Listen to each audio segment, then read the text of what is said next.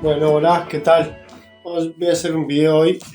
Muy sencillo hacer este video porque es de algo que se comprende eh, con mucha facilidad, texto político de un sociólogo húngaro que vivió en Alemania y se exilió luego del nazismo en Reino Unido y escribió textos políticos y es un autor muy citado por Ideología y Utopía, que sería su obra sociológica y filosófica más importante. Luego tiene tres textos políticos sobre planificación democrática o la ideación de un mundo este, democrático, libre, pero con este, fuerte presencia del Estado. Entonces es lo que podemos sintetizar en una socialdemocracia, que es Karl Mannheim, un socialdemócrata. Es un socialdemócrata, pero no un socialdemócrata de Francia, sino un socialdemócrata británico. Es un pensador que tenemos que entenderlo como británico. Y este libro ya lo deja más en claro porque el anterior, bueno, sí, el anterior ya lo había escrito también en Gran Bretaña porque estamos hablando de 35 y 47. Este libro es del 47. Es Libertad, Poder y Planificación Democrática. ¿Está bien? Libros escrito con buenas intenciones. Para crear un socialismo democrático. Pero digamos una socialdemocracia o un liberalismo democrático. Porque socialismo es una palabra que a él no le gusta.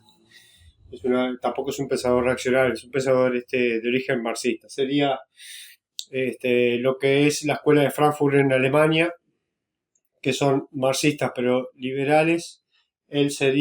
Karl Mannheim sería lo mismo pero en Inglaterra.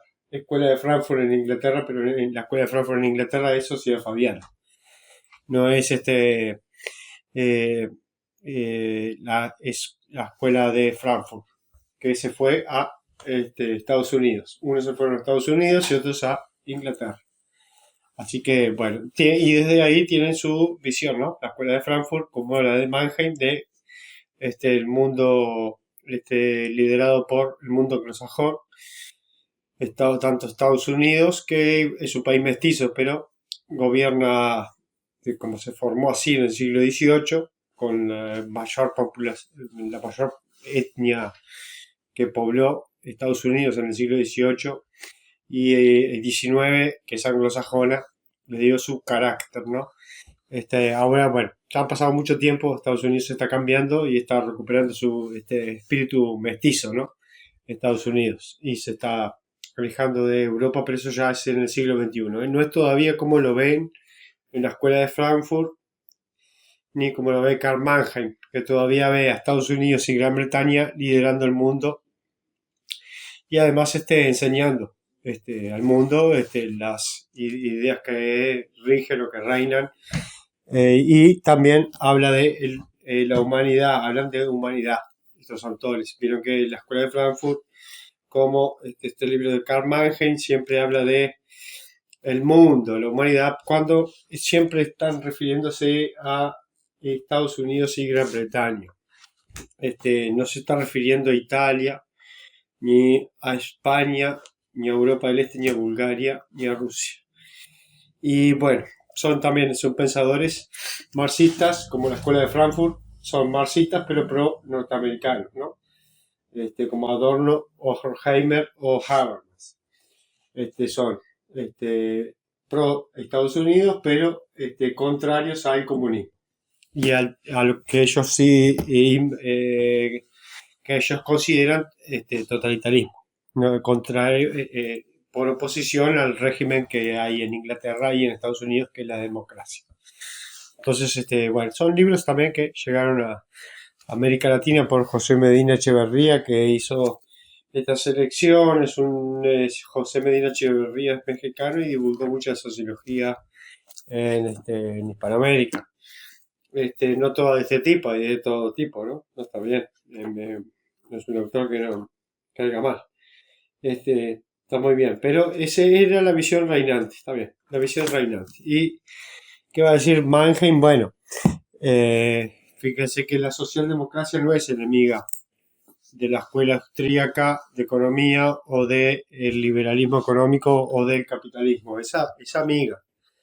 Es amiga.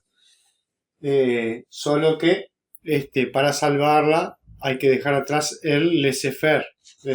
Hay una frase que anoté que es con la que sintetiza la primera parte del libro Mannheim y después empieza a elaborar toda su propuesta. También se puede decir pasada de moda, porque fíjense que estos libros solo los leo yo, muy poca gente lee estos libros, igual que este, y el libro del 35, que era el Man and Reconstruction, el hombre en una era de reconstrucción, que se tituló como Democracia y Libertad, una cosa así. Y después este diagnóstico de nuestro tiempo. Son tres libros que se leen, tienen la misma teoría. Cómo conservar la libertad y la democracia en un mundo donde aparece la amenaza del comunismo, pongamos, y el totalitarismo. Y a su vez del nazismo y del fascismo y todo eso. Bueno. Karl Mannheim iguala comunismo, a fascismo, nazismo y nacionalismo también.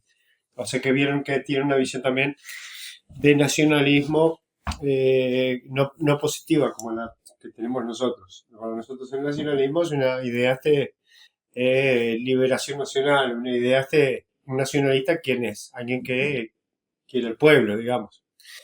Claro, él tiene una visión inglesa, que los ingleses también son nacionalistas, ¿no? Pero bueno, han logrado mostrar que no son nacionalistas, que son universalistas. Está bien.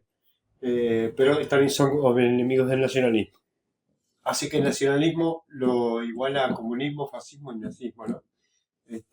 Claro, tiene una visión negativa del nazismo, algo que acá no tenemos.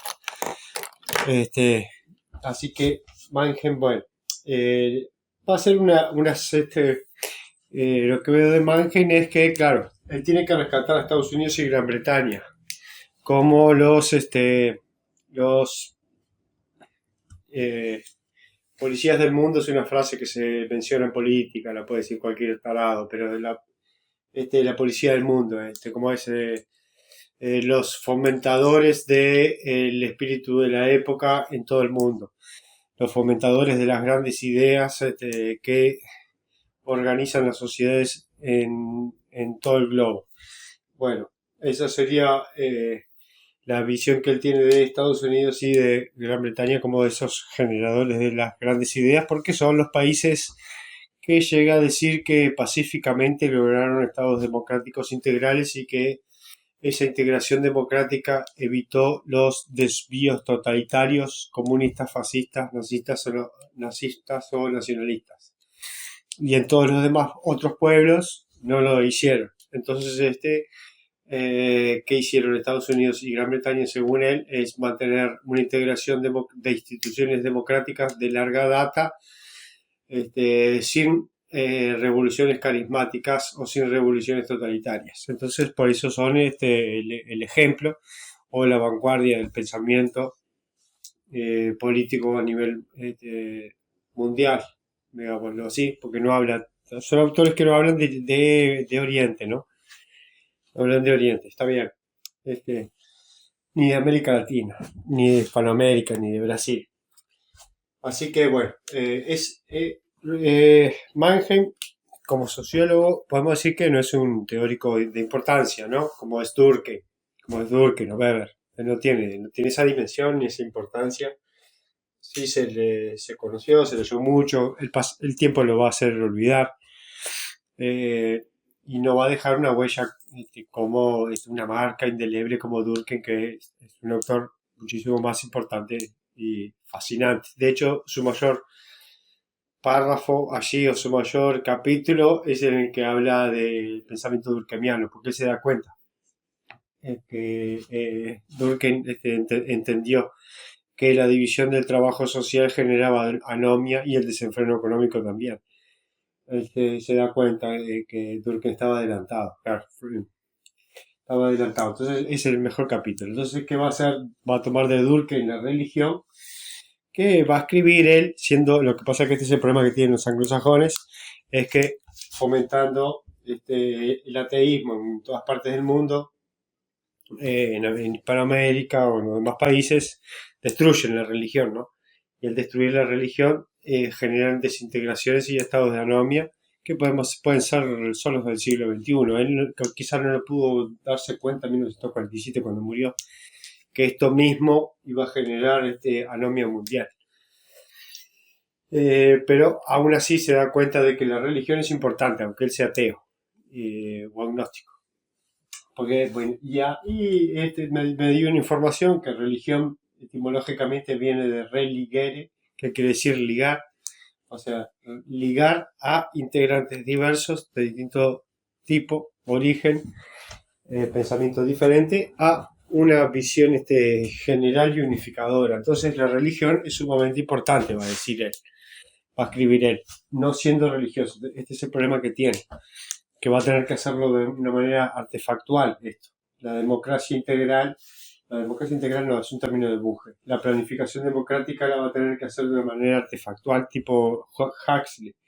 Él se parece a Aldous Huxley, no, sí, a los dos, Aldous Huxley y a Julian Huxley. Vamos a ponerlo, porque son los dos, los tres son pro-británicos. Aldous Huxley y ponemos también a Julian Huxley, que bueno, son los creadores de estas instituciones mundiales, que UNESCO, UNICEF,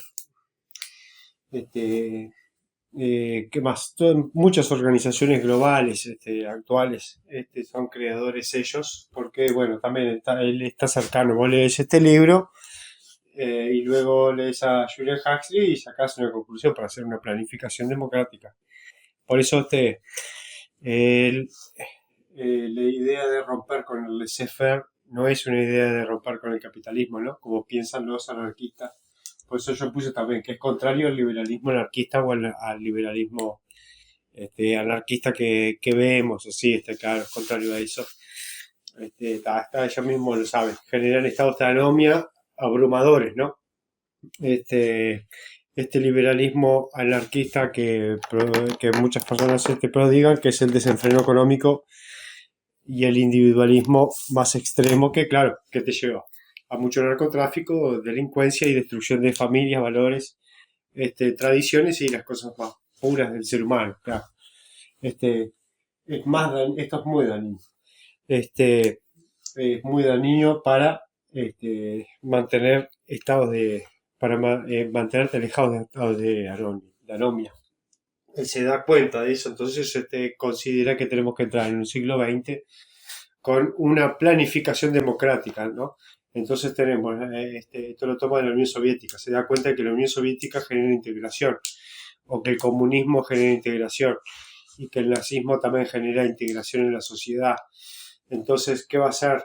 Él va a escribir sobre planificación democrática. ¿Para qué? Para sostener, bueno, el sistema capitalista individualista no puede existir sin una planificación democrática y a su vez que combata al totalitarismo o al comunismo. Porque, claro, en cuanto a la integración de una sociedad, el comunismo, la Unión Soviética y el fascismo y el nazismo lograron avances muchísimo más amplios, ¿no? En cuanto a la integración de una sociedad y aunque en este libro va a decir que justamente todo esto produce anomia. Esto igual lo agrego yo, que esto en realidad no produce anomia. Esto controla la anomia, ¿no? Esto en realidad lo que más favorece la anomia es la visión esta de la democracia anglosajona es la que más favorece la producción de drogadicción, explotación infantil, explotación sexual infantil, prostitución, igual la prostitución existe en todos lados, hasta en Italia, en Roma. No me cae mal la prostitución, pero pongamos la prostitución de muy baja escala, ¿no? Esa prostitución de muy baja escala, casi que llega a la explotación. No como la prostitución, porque la prostitución, según Jean-Luc Godard en una película que hizo, es la profesión más antigua del mundo, dice él. O sea que la prostitución existió en todos los pueblos del mundo y existe en todos los pueblos del mundo, desde los países árabes hasta los amarillos asiáticos, japoneses y Roma, Grecia y los asirios y fenicios y cualquier civilización que consideremos. Este, pero bueno, pongamos la prostitución, claro, la prostitución está anómica, desarraigada, enferma, que ni siquiera te mantiene en un estado de clase y de sensualidad, ya es una prostitución incluso desgarbada y puramente económica y, y fea, ¿no? Bastante como cerca de lo delincuencial, feo. Este, pero también tienen grandes prostituciones, también pueden tener, sí. También van a decir los planificadores democráticos que en Estados Unidos y en Gran Bretaña que es cierto, sí, hay grandes niveles de prostitución, altos niveles, donde no hay alienación. Y está bien, bueno, igual me desvío de tema, pero como sea, claro, el comunismo generó integración, el fascismo, el nazismo, el nacionalismo también, el nacionalismo genera integración. Integración eh, una, un antídoto contra los procesos anómicos producidos por la división del trabajo social, que ya escribió Durkheim, y el individualismo y el desenfreno económico. Él va a estar, va a notar este proceso y va a querer salvar a qué cosa, a Occidente, representado por estos dos países. Así que, bueno, la religión, que es religar, es unir a las personas en algo trascendental y único que les trascienda, único que les trascienda la individualidad y la personalidad. Va a favorecer ¿qué cosa? La integración y va a evitar los procesos de anomia. Como dije, está escrito desde, como lo dice Julian Huxley, ¿no? Son agnósticos, ateos y ateos. Y él también. Entonces este es el problema que tiene, es que lo hacen racionalmente a la manera de Comte, pero no lo hacen desde una mirada profundamente religiosa como la puede tener líderes religiosos en el mundo, ¿no?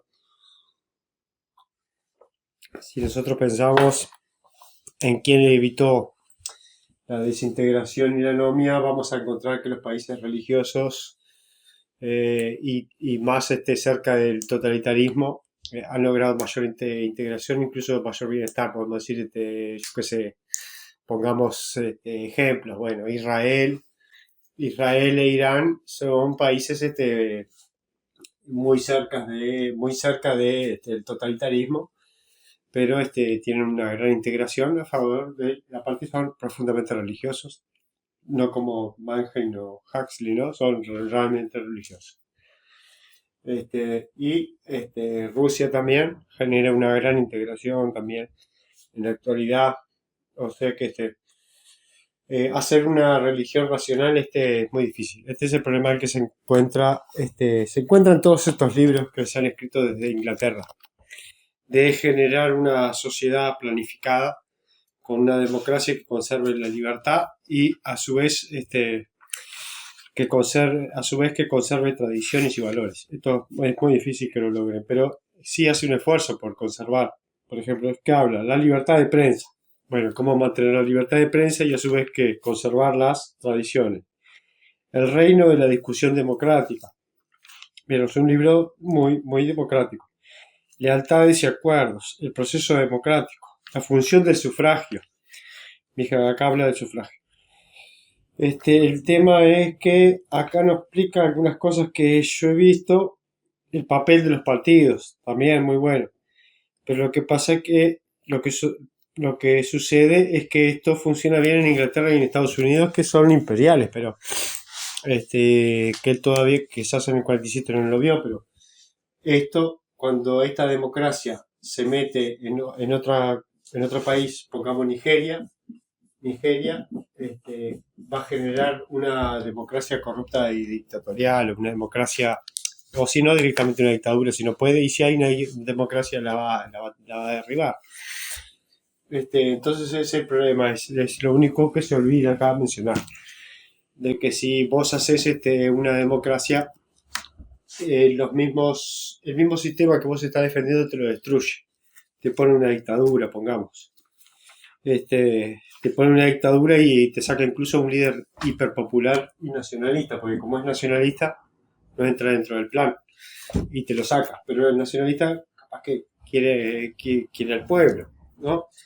Entonces, pero después tiene grandes aciertos está acierta en el diagnóstico de nuestro tiempo, digamos, acepta de que al quitar la religión y el proceso creciente de división del trabajo y del capitalismo individualista genera enormes dificultades para la integración social y para el destino de las naciones. En eso acierta. Lo que quiere buscarle es una solución a lo Comte, pero ya en el siglo XX.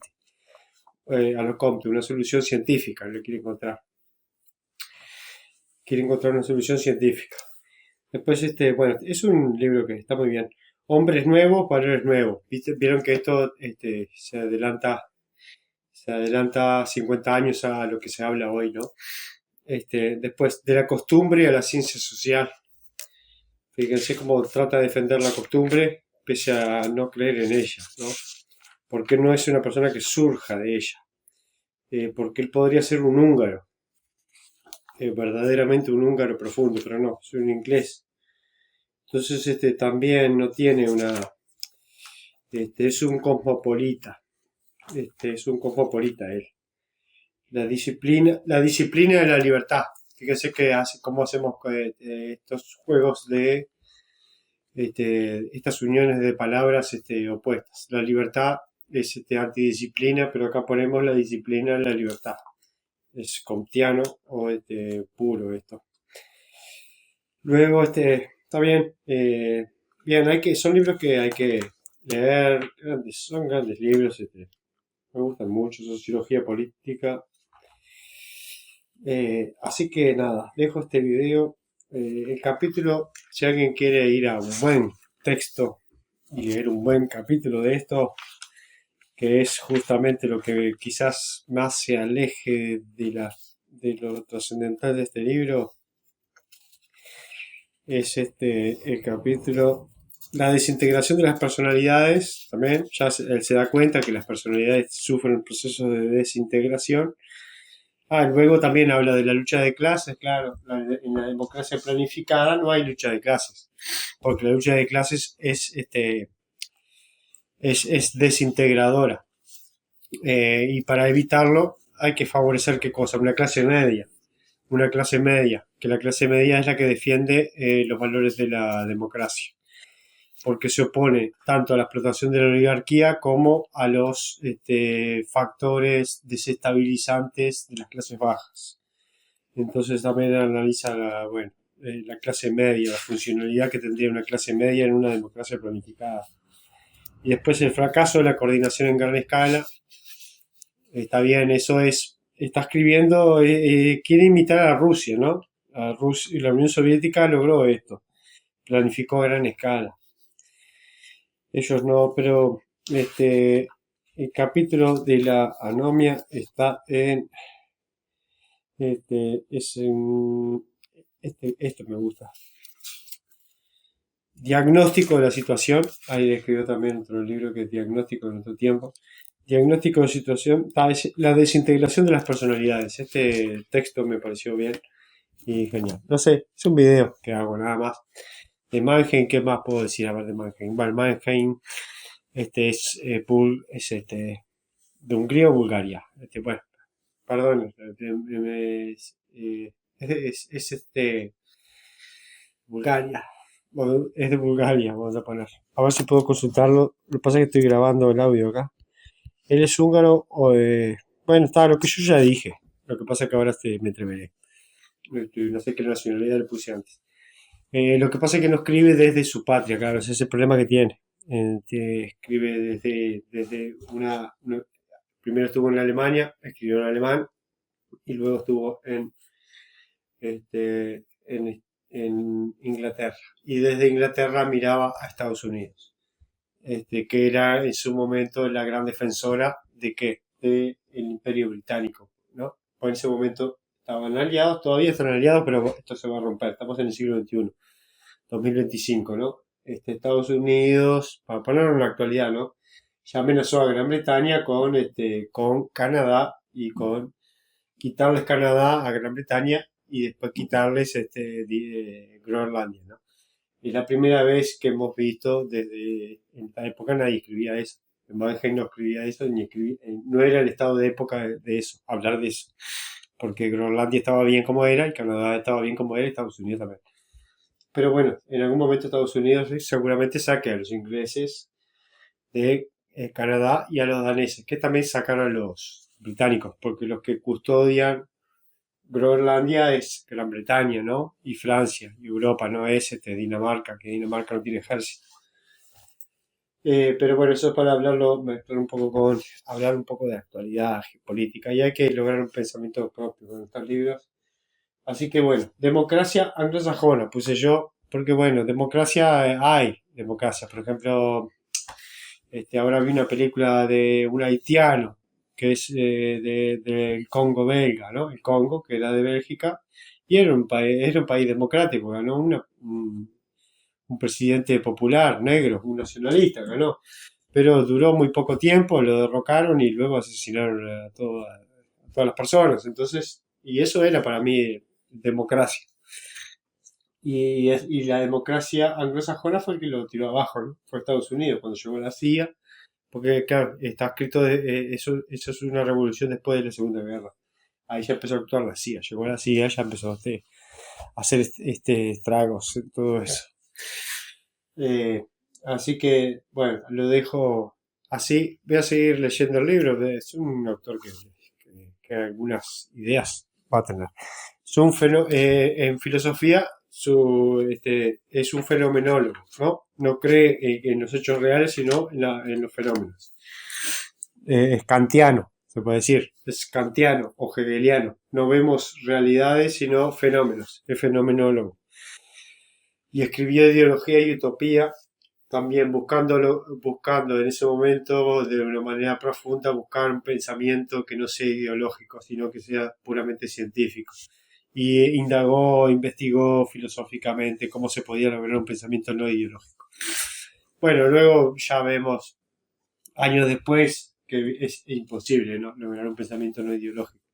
Que el pensamiento es ideológico, como después lo dice Paul Ricoeur también en otro libro, que dice que el pensamiento es ideológico porque es parte de tu cultura, o sea, que también antes lo había dicho Clifford Geertz, que bueno, que igual lo ideológico, pensamiento no ideológico no tendríamos nunca porque la ideología es parte de nuestra cultura, ¿no? Entonces, no habría un pensamiento no ideológico. Lo que sí puede haber en términos más pequeños es, no por una ideología que vos tengas, tenés que mentir, ¿no? Mentir sobre hechos históricos que han sucedido y ocultarlos, nada más. Eso sí, logras un pensamiento no ideológico buscando siempre la verdad y la realidad. Pero eso es un hecho más pequeño, que no se da en la profundidad humana más amplia, en la que vemos las cosas con ideología continuamente, ¿no? Bueno, no sé, espero que me haya salido bien el video. No sé si puedo hacer una exposición mejor luego. Y también recomiendo otro video que hice de Mannheim que se llama Diagnóstico de nuestro tiempo, pero es lo mismo que esta exposición, sé que el enfoque le habré dado en ese momento, pero es parecido. Es socialdemocracia, ¿no? Socialdemocracia, sociedad fabiana y democracia anglosajona.